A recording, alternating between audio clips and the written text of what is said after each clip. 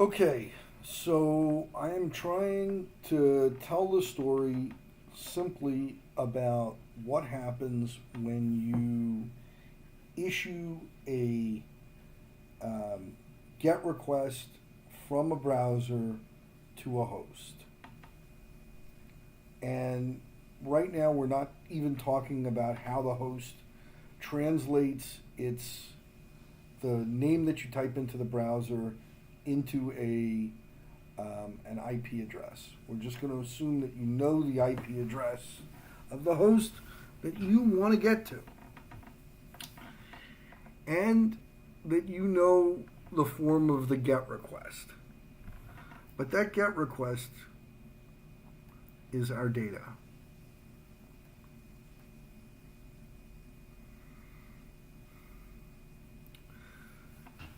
So in order for it to get to the web server on host 2, we have to hand it from the application layer to the transport layer.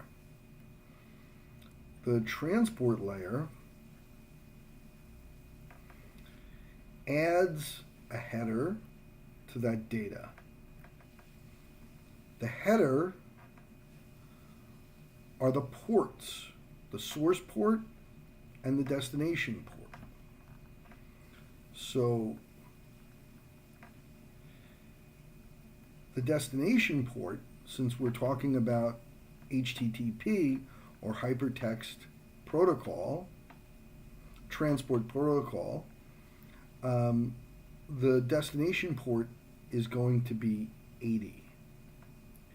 The source port can be any random number. We have to keep it the same, but it can be any random number outside of the normal ports. So you looked at this in your lab, we're going to say that it is 8,111.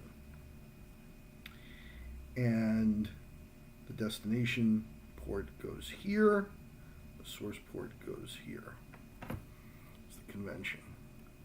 This whole thing is called a segment.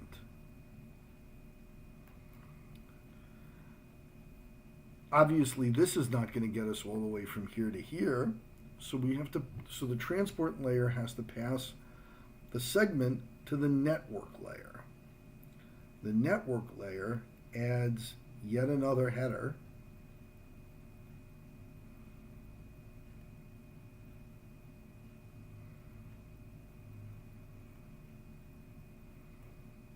and I'm going to erase that line that's in the middle of our data.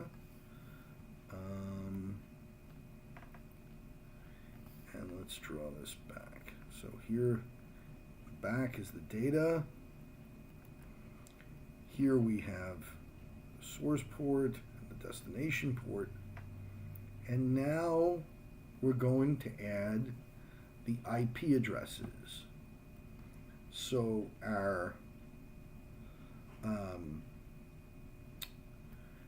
IP source is going to be 144.44.4.1, and our IPD or destination is going to be 188.88.8.1. So again, S goes over here, D goes over here. These are the IPs, right?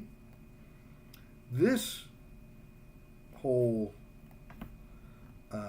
packet is called a datagram. The datagram is then passed to the data link layer, and the data link layer has MAC addresses. So we're going to again put another header, and now I'm just drawing because I'm taking some more space. So this is IP source, IP destination. This is source port, destination port, and in the back of this is the data. And even though I haven't filled all of this in, I'm going to tell you that this is called a frame. Now, in the front of this frame, we have the MAC address. We have the H1 MAC.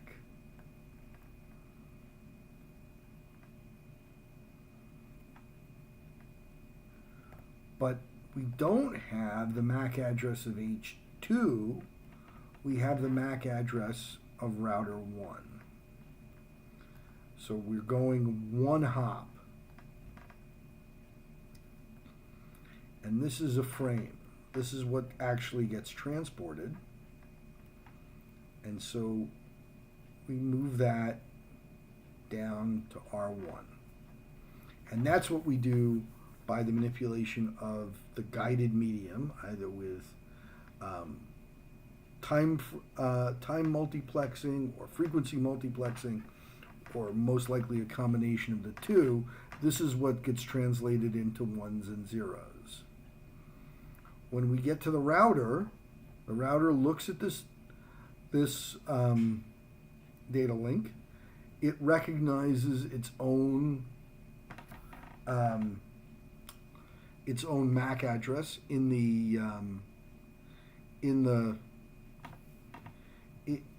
the first header. It removes that header and it passes it up to the network layer. There it looks at the destination port and it looks at its routing table and it sees that the next step that it would make is to router 2. So now we're going to erase this.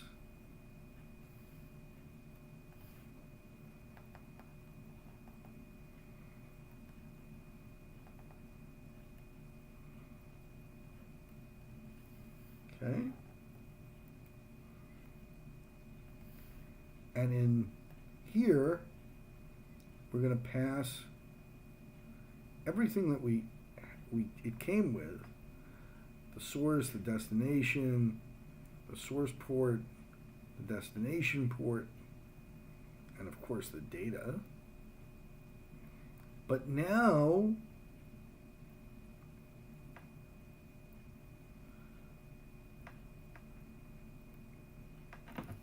we're going to leave the source MAC address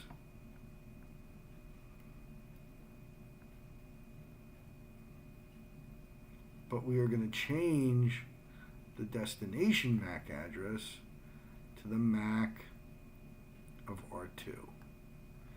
And now we've moved from R1 to R2. Again, when we get to R3, we'll remove that first header from the data link,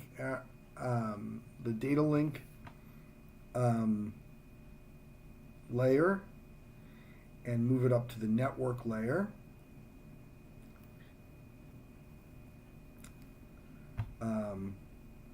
The network layer will see that it is not the destination, but it will know that that it can send it to H2, which is the IP destination. It'll move it back to the data link layer with a new MAC address, and it'll be the MAC address of H2. Well, once we get here at the MAC address of H2, then again we will take the header off.